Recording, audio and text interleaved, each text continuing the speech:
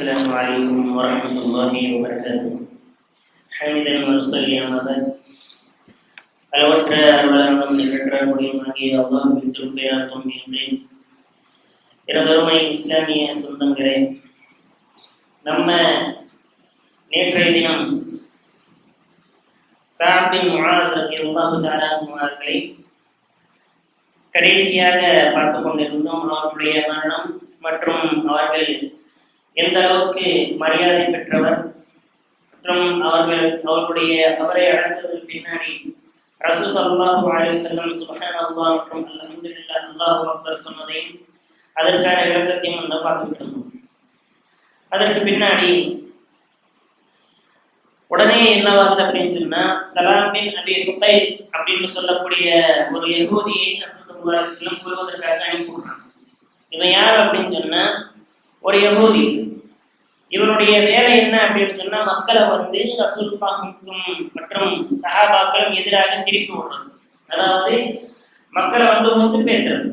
இவனை கொல்றதுக்காக வேண்டி அப்துல்லா பின் அகீக் அப்படின்னு சொல்லக்கூடிய ஒரு சஹாபி, இன்னொரு ஹதீஸ்ல என்ன வருது, 5 சஹாபிகள் இவங்களை வந்து என்ன பண்றாங்க, ரசூல் ஸல்லல்லாஹு அலைஹி வஸல்லம் இவனை கொல்வதற்காக வேண்டி அனுமதி கொடுத்துட்டு என்ன பண்றாங்க, ஹைபருக்கு அனுப்பி விடுறாங்க.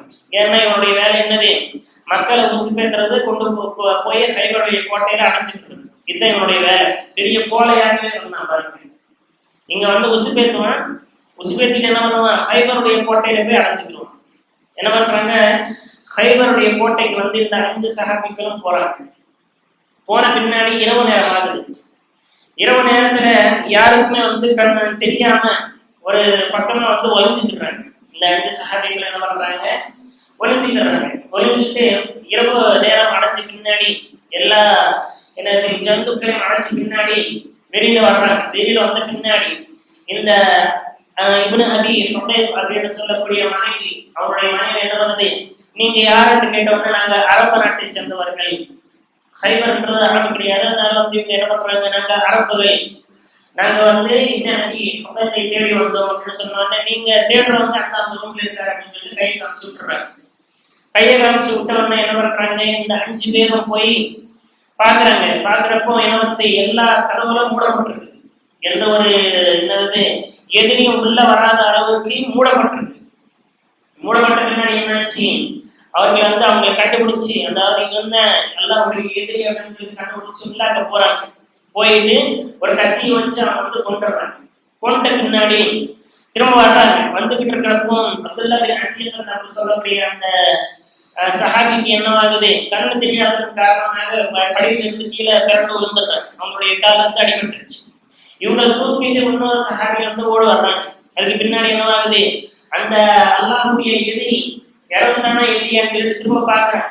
பார்த்த பின்னாடி அங்க வந்து அல்லாஹ்வுடைய எதிரி இறந்துட்டான் என்ன பண்றாங்க, இறந்துட்டான் அப்படின்னு சொல்லி கன்ஃபர்மேஷன் என்ன பண்றாங்க, இந்த சஹாபியை தோல்ல தூக்கிட்டு திரும்ப ரசூலுல்லாஹ் வந்துட்டாங்க. வந்த பின்னாடி இதுக்கு பின்னாடி என்னவாகுது, ரசூல் ஸல்லல்லாஹு அலைஹி வஸல்லம் அவர்களுடைய இந்த வார்த்தை, அல்லாஹ்வுடைய இந்த வார்த்தை வந்து தூரம் தூரம் எட்டுது. இதுல வந்து ஒரு சஹாபி, முக்கியமான சஹாபி என்ன பண்றாங்க, அக்பர் இப்னு ஆஸ் அப்படின்னு சொல்லக்கூடிய ஒரு சஹாபி என்ன பண்றாங்க, இஸ்லாம் கொண்டு வர்றாங்க.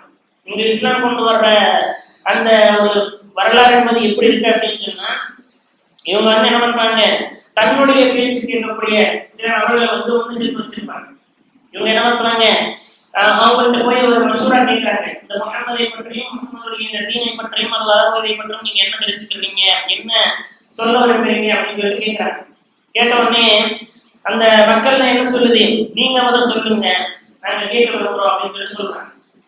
இந்த அம்ர் பின் ஆஸ் என்ன பண்றாங்க, நான் வந்து கொஞ்ச நாள் என்ன பண்ண போறேன், நஜ்ஜாஷி அந்த மன்னன் கிட்ட போய், அபிசீனியாவுடைய அந்த மன்னன் கிட்ட போய் என்ன பண்ண போறேன், கொஞ்ச நாள் தங்க போறேன். மக்கா வந்து வெற்றி கொண்ட பின்னாடி, அதாவது மக்காவுடைய மக்கள் ரசூலுல்லாஹ் வெற்றி கொண்ட பின்னாடி அது மிகவும் நல்லது, நம்ம வந்து ஆட்சி செய்யலாம்.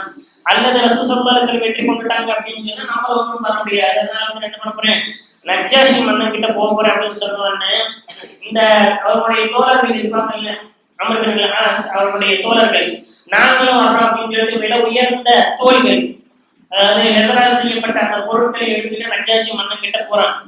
அந்த நேரத்துல அம்ர் பின் உமையா ரலியல்லாஹு அன்ஹு அவர்கள் என்ன பண்றாங்க, ரசூல் ஸல்லல்லாஹு அலைஹி வஸல்லம் அவர்கள் ஜாஃபர் ரலியல்லாஹு தஆலா மற்ற நபர்களையும் கூட்டிட்டு வர்றதுக்காக அனுப்பிவிட்டிருந்தாங்க. அம்ர் பின் உமையா அப்படின்னு சொல்லக்கூடிய ஒரு சஹாபி. இந்த அம்ர் பின் ஆஸ் அவரை பார்க்குறாங்க. பார்த்துட்டு இவர் வந்து எனது மிகவும் கெட்டவர், இவங்களை எனக்கு தந்ததை சொல்லி நான் அட்டாசி அந்த மன்னன் கிட்ட நான் கேட்க போறேன், இவரை கொண்டுடுவேன். கொண்ட பின்னாடி என்னது எப்படியும் வந்து மக்களுடைய காப்பிரிகள் ரசூலுல்லாஹ் கொண்டுருவாங்க, அதுக்கு பின்னாடி நான் தான் மன்னனா இருப்பேன் அப்படின்னு சொல்லிட்டு ஒரு எண்ணத்துல அந்த நஜ்ஜாஷி மன்னன் கிட்ட போறாங்க. போன பின்னாடி என்ன ஆகுது, அங்க வந்து பொருட்களை கொடுக்குறாங்க. பொருட்களை கொடுத்த பின்னாடி வந்து அந்த மன்னன் மிகவும் சந்தோஷம் அடைகிறாங்க. சந்தோஷமான பின்னாடி இப்ப வந்துட்டு போனார்ல அம்ர் பின் உமையா, அவங்க வந்து எனக்கு தந்துருங்க, தந்துட்டா நான் வந்து அவனை கொண்டுருவேன், எனக்கு வந்து மிகவும் விரோதியாக இருக்கேன் அப்படின்னு சொல்லிட்டு என்ன பண்றாப்புல கேட்கிறாப்புல. அந்த நபர் கேட்ட பின்னாடி அந்த நஜ்ஜாஷி என்ன சொல்றாப்புல, மிகவும் கோபமடைந்த நடையில, அதாவது முதலெல்லாம் சிறந்துருச்சு அந்த மாதிரி கோபம் அடைஞ்சிட்டாப்புல. கோபம் அடைஞ்ச பின்னாடி அவர்கள் கேட்கறாங்க, நான் உங்களை வந்து கோபப்படுத்திட்டேன், நான் இனிமே இந்த மாதிரி பேச மாட்டேன், நீங்க கோபப்படுவீங்கன்னு தெரிஞ்சா நான் இந்த ஒரு விஷயத்தை கேட்டிருக்கவே மாட்டேன் அப்படின்னு சொல்லிட்டு சொல்றேன்.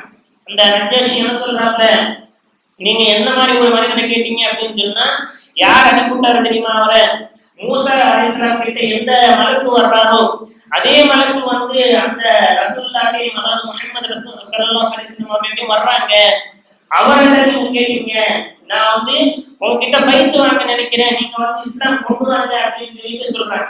முஹம்மதுடைய தீன் என்பது உண்மையான தீனு, முஹம்மது கொண்டு வந்த மார்க்கம் என்பது உண்மையான மார்க்கம் அப்படின்னு சொல்லிட்டு சொன்னோன்னு அம்ர் பின் ஆஸ் என்ன சொல்றாங்க, நீங்க எந்த இஸ்லாம் வந்து ஏற்றுக்க சொல்றீங்களா அப்படின்னு கேட்கிறாங்க. ஆமா அப்படின்னு சொன்னோன்னே அந்த நஜ்ஜாஷி என்ன பண்றாங்க, அவங்களுடைய கையால் அவர்களுடைய கையில வந்து என்ன பண்றாங்க, அம்ர் பின் ஆஸுடைய பையத்தை வாங்கிக்கிறாங்க. இப்படிதான் வந்து என்னவாகுது, அம்ர் பின் ஆஸ் ரலியல்லாஹு அன்ஹு அவர்கள் என்ன பண்றாங்க, இஸ்லாம் என்பது கொண்டு வர்றாங்க.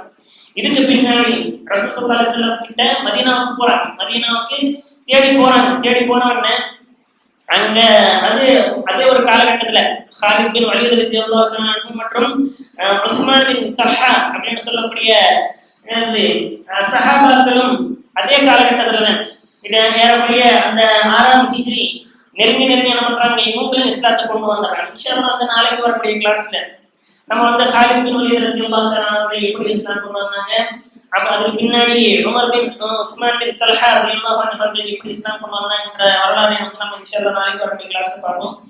அல்லாஹ் சுப்ஹானஹு வ தஆலா துஆ என்னவென்றால், அல்லாஹ் சுப்ஹானஹு வ தஆலா நமக்கு எல்லாருக்கும் வந்து இந்த சீரத்து நபியை முழுமையாக நம்மளுடைய வாழ்க்கையில் இறக்கியதன் பிரகாரம் அமல் செய்யும் நம்மக்களாக அல்லாஹ் சுப்ஹானஹு வ தஆலா உங்களையும் என்னையும் ஆக்கிரமணமாக அமீன்.